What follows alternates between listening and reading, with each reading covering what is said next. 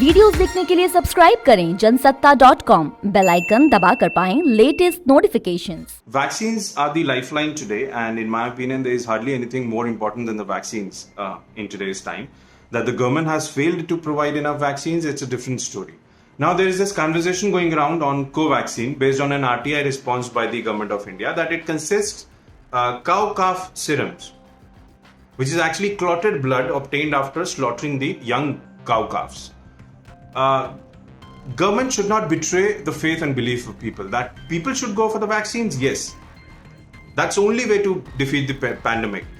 Keeping all your faiths and beliefs aside, we should go for the vaccines. But it is equally important for the government to not betray the faith and belief of people and not hide any information. If there is anything as such, make the information public. You cannot betray the people.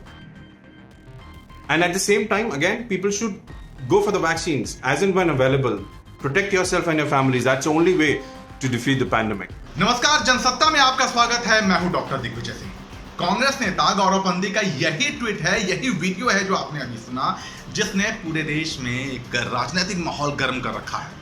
आरोप लगा है Covaxin पर, वो vaccine जिसके सहारे भारत सरकार और हम इंडिया वाले जंग लड़ रहे हैं कोरोना से। और अब उस कोवैक्सीन पर एक आरटीआई का हवाला देते हुए गौरव पंथी ने आरोप लगाया है कि कोवैक्सीन के निर्माण में गाय के बछड़े का खून इस्तेमाल हुआ है। 20 दिन से कम उम्र के गाय के बछड़े का खून कोवैक्सीन में इस्तेमाल किया गया है। और गौरव ये भी कहते हैं अपने ट्वीट में कि ये देश के लोगों की धार्मिक भावना से खिलवाड़ है, ये इंफॉर्मेशन छिपाई गई है। वो आरटीआई आप जो है इस वक्त विंडो में देख सकते हैं, जिसके हवाले से गौरव ने ये सारी बात कही है, ये ट्वीट किया है। अब जाहिर है इसके बाद एक राजनीतिक विवाद छिड़ना था, किसने क्या कहा वो सब हम बाद में आएंगे, लेकिन उससे पहले हम आपको बता दें कि जब गौरव का ये ट्वीट आया उसके बाद केंद्रीय स्वास्थ्य मंत्रालय और भारत बायोटेक जो कि निर्माता है कोवैक्सीन की, उसने क्या क्या कहा है। स्वास्थ्य मंत्रालय ने बाकायदा स्टेटमेंट जारी किया है, मिथ वर्सेस फैक्ट करके भी एक डॉक्यूमेंट जारी किया है, और जिसमें साफ है कि क्या आरोप लगाए जा रहे हैं, क्या कहा जा रहा है और फैक्ट क्या कुछ है कोवैक्सीन को लेकर, ये इसका पूरा ब्यौरा है। भारत बायोटेक ने भी कहा है कि ये एक सरासर गलत बात है कि आपकी जो कोवैक्सीन है उसमें गाय के बछड़े का खून है। जो फाइनल प्रोडक्ट है, जो फाइनल वैक्सीन है जो हमारे इस्तेमाल में आ रही है, उसमें गाय के बछड़े का खून इस्तेमाल नहीं किया गया है। भारत बायोटेक ने कहा है कि जिस सीरम की बात की जा रही है, बछड़े के सीरम की बात की जा रही है, उस बछड़े के सीरम का इस्तेमाल वायोसेल को डेवलप करने के लिए किया जाता है। और वायोसेल एक तरह से खाद का काम करती है वैक्सीन डेवलपमेंट में। पूरी प्रक्रिया में अभी आपको थोड़ी देर में बताऊंगा, लेकिन तब तक भारत बायोटेक की बात कर लेते हैं। तो भारत बायोटेक ने बहुत साफ कहा है कि जो फाइनल प्रोडक्ट है उसमें गाय के बछड़े के खून का इस्तेमाल नहीं है। भारत बायोटेक ने यह भी कहा है कि ये भी आरोप गलत है कि इन्फॉर्मेशन कोई छुपाई जा रही है। कोई इन्फॉर्मेशन छिपाई नहीं जा रही है, ये सब कुछ पब्लिक डोमेन पे भारत बायोटेक ने डाल रखा है और अब बेवजह उसको मुद्दा बनाया जा रहा है। ऐसा ही कुछ स्वास्थ्य मंत्रालय का भी कहना है कि भ्रम फैलाने की कोशिश की जा रही है। अब थोड़ा सा समझ लेते हैं वायोसेल क्या है जिसको लेकर भारत बायोटेक कह रहा है। दरअसल भारत में 2 कोरोना वैक्सीन है इस वक्त जो स्वदेश में निर्मित है, कोविशील्ड और कोवैक्सीन। दोनों ही का जो डेवलपमेंट है वो अलग अलग तरीके से किया गया। अगर मैं बहुत आसान करके बताऊं आपको तो कोविशील्ड जो कि ऑक्सफोर्ड एस्ट्राजेनिका का फॉर्मूला है, जिसको कि सीरम इंडिया भारत में बना रही है, इसमें जो वैक्सीन डेवलप किया गया है वो एक आम फ्लू का जो वायरस होता है उसका एक बहुत ही कमज़ोर वेरिएंट को लिया गया है।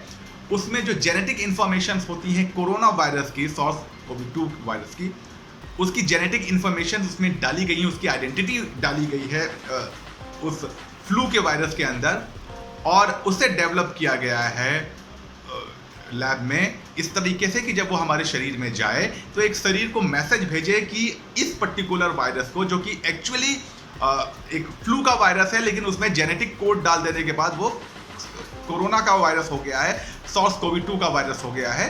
तो ये जब वैक्सीन कोविशील्ड शरीर में जाती है तो मैसेज भेजती है शरीर को कि इस पर्टिकुलर वायरस के अगेंस्ट आपको एंटीबॉडी बनानी है, आपको टी सेल्स बनानी है। दोनों में फर्क है, वो मैं थोड़ा बाद में बताऊंगा आपको। इसके विपरीत कोवैक्सीन में क्या होता है, कोवैक्सीन में कोरोना का ही एक वायरस लिया जाता है, एक डेड वायरस लिया जाता है और उसे डेवलप करके लैब में वैक्सीन के जरिए उसको अंदर शरीर में डाला जाता है और मैसेज वही दिया जाता है, ये वायरस है, इसको पहचान लीजिए, इसका खात्मा करना है, इसके खिलाफ आपको एंटीबॉडी शरीर में बनानी है।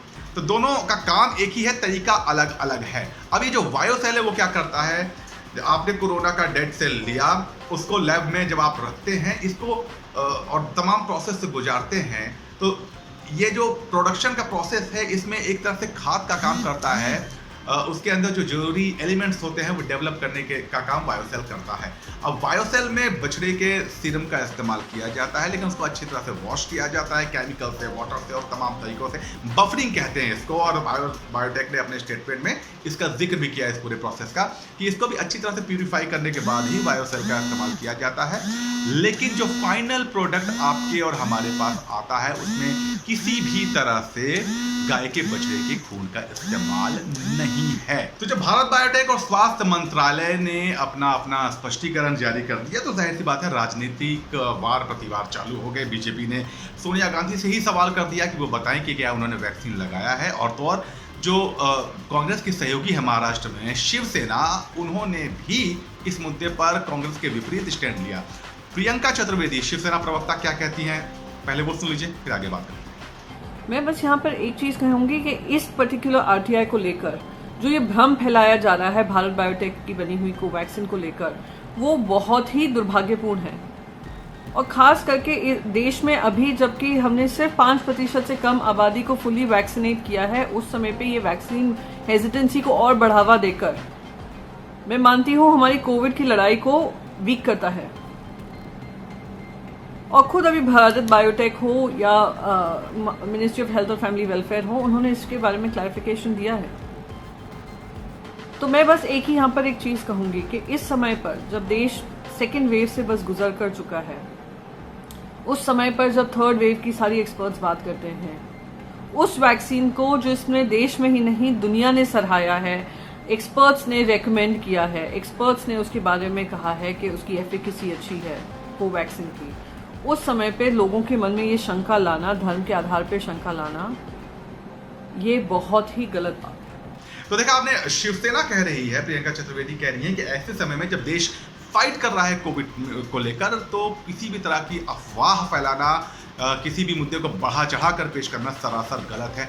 तो जाहिर सी बात है कांग्रेस इस बार इस पर्टिकुलर मुद्दे पर अपने सहयोगियों की जो का सहयोग है वो भी खो रही है, और कहीं ना कहीं अलग थलग पड़ती भी नजर आ रही है। फिलहाल जो सिनेरियो दिख रहा है, तो इस पूरा जो मामला है ये कोवैक्सीन को लेकर, उसमें फिलहाल इतना ही है। कुछ अपडेट होता है उसे लेकर हम आपके पास ज़रूर आएंगे। और कोवैक्सीन या कोविशील्ड वैक्सीनेशन और कोरोना वायरस और इसके प्रकोप से जुड़ी हर खबर के लिए आपको बने रहना है जनसत्ता के साथ। नमस्कार।